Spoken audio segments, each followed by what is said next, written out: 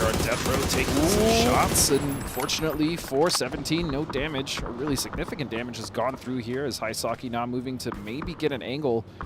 One of the members that had to stop. I was going to say, they're running straight down the middle here, and even if they do get away from Twisted and Cerberus, they have Expendables just on the other side, facing a split to contain them as well. 17 thought they were going to have space out east, but not to be. Example will find the first knock and elimination of this tournament, as we see if at least the remaining 17 players can get out alive. I can tell you that doesn't feel good to be the first one to go down, but still 3 members in 17 have done a lot more with a lot less, and so now Suju and Xiao Bei will continue to rotate past Shelter, which is occupied by the Expendables. They also have a nice little split, actually. I like the way they're set up on this, James. Very nice, and they're going to find both members there who rotate past. Tanbu gets himself the double, and just like that, 17. Again, the winners of PGS 1. Struggle bus early on. Xiao Bei, solo player, left alive. There might be a shack for him to hide in, but outside of that, really, I mean, there you go. A wizard is what he's given, and obviously FaZe would have hurt the vehicles up above. Question is now, does FaZe mind sharing this space with him? They are in a wide split still, so honestly, for now, leave Xiao Bei there. He's not going to be too dangerous to have around, I think. Yeah, a lot of teams are trying to find their way on in, but it kind of goes to show this lobby, a lot of edge teams, and this time yet another case of just that. Tianba trying to take the fight to Gaming Gladiators. They should be aware that it is them. They just took out one of the players, but if they aren't, and they get a knock, and they now know, great, we're in a 4v2, we took out one just before, that should be a full commit push right off the bat. Exactly, especially since Heaven is just now on the edge, and they should at least be able to see what their next play would be if they can get rid of Gladiators, but doing a good job of setting up some smokes as well as some utility there. I like nice damage. I mean, this is a very, very nice split screen. Linshu up on the north. You can see now the flank around the side trying to get some off-angle positions. Problem, yeah. Really, really nice playing, but they got to keep in mind there are players towards the east. Danawa is still maintaining a very wide 2-2 split, and the reason we are seeing so many teams on the edge here is because there's nothing to come for in the middle, but as I say that, CC finds Pin. Beautiful knock, maybe time to bring Linshu back down into the fold here. Is in the distance we see actually CC getting knocked by Deal. Yep, Deal. It's going to be a huge knock, and it opens a big window for the Gladiators. Definitely it does. They were down to just 2, but they say thank you to Danawa over towards the east. Pow Pow now down to low HP as well. Linshu is caught in the open. He's going to have to try and back off, and Gaming Gladiators might just stay alive because of the knock that we just saw from the, I guess, new star in Deal and Danawa.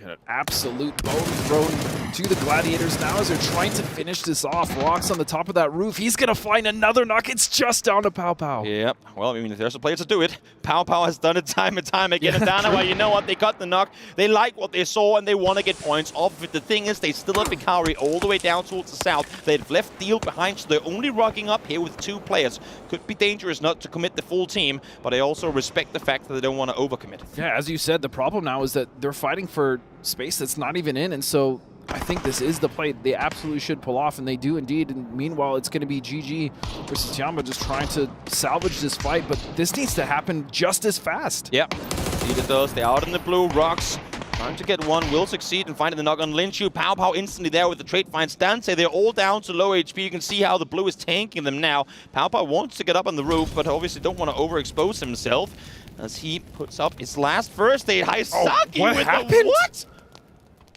What were you saying about Haisaki not being able to hold that firepower? That's a quadruple. I'm not sure what happened. I'm sure we'll get that in a replay at some point as fights are now happening down towards Shelter as well. Rock's looking forward. Pow Pow on the roof. We're sticking with this fight for a little while longer. You can see they're trying to get the angles, but the bit of balcony is helping Pow Pow, at least for now.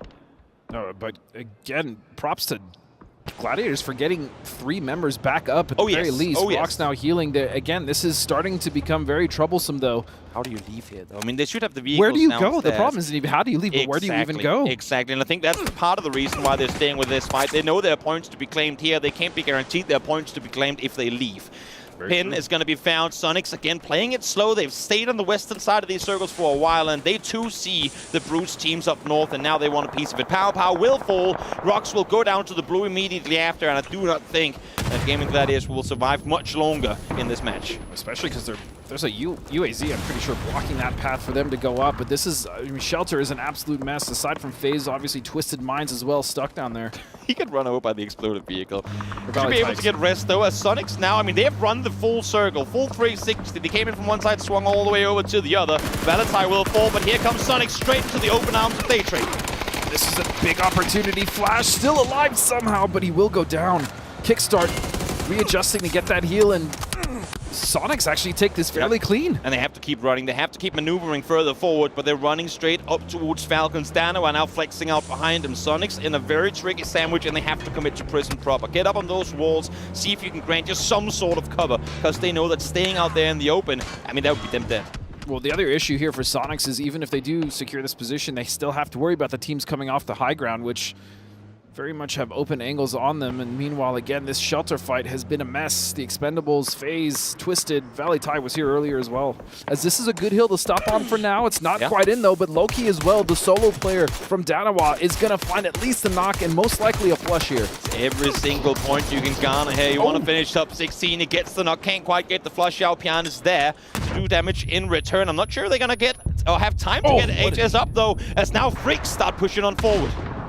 And the Freaks have been doing very well to actually keep all 4 members alive. Of course, as I say that, Snakers will find the knock onto Salute, but they still have to make this push forward. They have to get rid of these members of 4EM just to be able to find a foothold into the next circle. This might just be Sonic's exit ticket. They see the finally get back in those cars, make your way up north into the open fields. It's always not favorable for long, but 4EM down and out, that's confirmed. They see Quantum Freaks, 2 players knocked in the kill feed. I'm worried that all of their tires were popped, because if nothing, I would have thought they would have definitely tried to go up north, tried to get out of this tricky prison position. It's a much more favorable rotation than going straight into the Falcons, but yeah, I think you might be right. I don't believe they have the vehicles necessary to make this.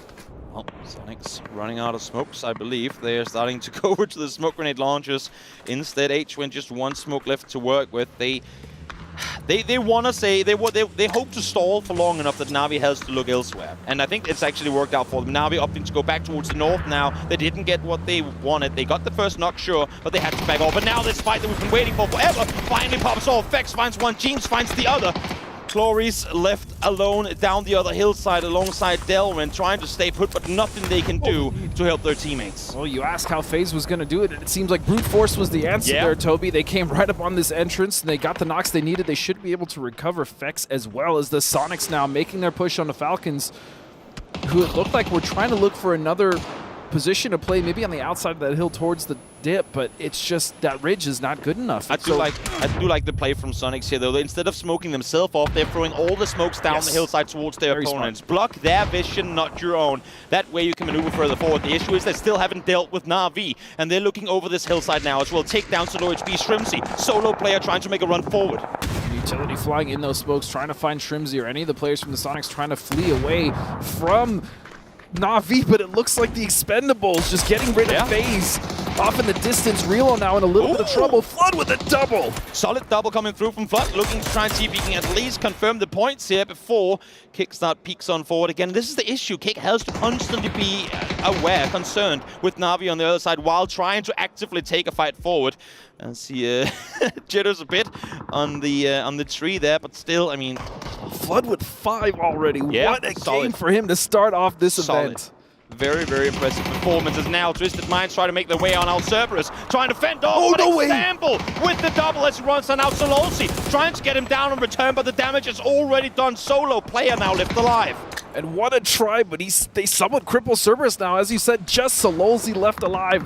Na'Vi now making their play, holding that south side for so long, and he'll go down. Finally down he goes. 4 teams left alive. Na'Vi with the potential to get back up to 4 alive. Falcons lost Wrath earlier, so they're down to 3. Expendables bruised, but with plenty of kills so far in this game. And then Sonics, Kickstart, doing everything he can to stay alive as Cloris now falls to Divix. So far, Na'Vi have seen just absolutely unstoppable, as I say that. Delwyn will find the spray, the last member up for the Expendables. It's a 4x at a distance. Solid shots coming through as he goes for the second. Can't connect first time. Hakatori now, though, knows exactly where they have him. They have 2 players down. So Delwyn, can you make a play now? Sosit fallen. Now there are 3, but you still got to get Cloris, and it's not going to happen. It was a nice try, but as you saw, every reposition he tried to take was in line of sight of Na'Vi, so Diffix will be picked up here. Has Falcons lost Kick? Okay, no, now they're looking back towards the right side. I was going to say he's down towards the wizard that they were at before, but I think what happens here is Falcons, here's the fight on the other side. They go, great, they're going to deal with everything on the west. Thank you, Na'Vi. In the meantime, let's play the circle. Let's fall back, allow Kick into this position. If he wants to leave this house, I mean, sure, he'll get a placement point extra for staying alive, but there's no way he's getting out. Well, the fortunate thing as well here for Falcons, if they can get rid of Kick quickly, is that Na'Vi has now fallen to a 3-0. Oh, this is bad though. That's going to be a flush. They did lose track of him. He falls down, but this could be game for Na'Vi if they can't get Red Rest in time. Snakers flood alone against the 3-man strong Na'Vi.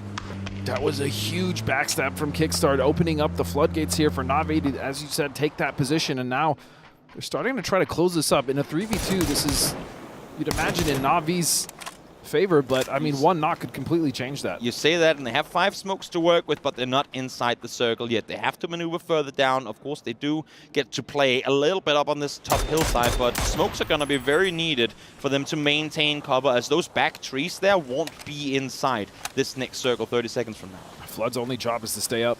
He has to stay up here to make sure that Snakers maybe gets an opportunity, but the problem is all 3 members of Na'Vi know exactly where one of the Falcons are. Yeah, in all fairness, I mean, had Flood had more ammo, he'd be spraying with both his guns. Of course. He needs to bait so much attention. He needs to set up a play for Snakers to do what his name sets up the best, really. Here they go. This is the baiting one. Did he have the pass the Falcon in the car? Goes for oh my goodness! 1 second vehicle comes around the side. Diffix able to take him down, but dies to blue. And just like that, it's a 1v1. Fairest versus Snakers. I said one knock could absolutely change this, and so it does, but it's 2. It's just Snakers now. But does he know where he is? Yes, he sees him. He spots his feet, sees him on the other side. 2 hits connected. Down to 1.5 HP as he's forced to push forward. Now, Nate's in head. Wants to get the kill. He knows exactly what tree Fairest is positioned at. This nade could be everything. Oh, it's not quite, though. A little short. He is pushing Fairest off that tree, though. It looks good. He's out in the open. Goes for the shot. And nice! Gets him behind the tree. And Falcons, the Orc, with home field advantage, claims the win.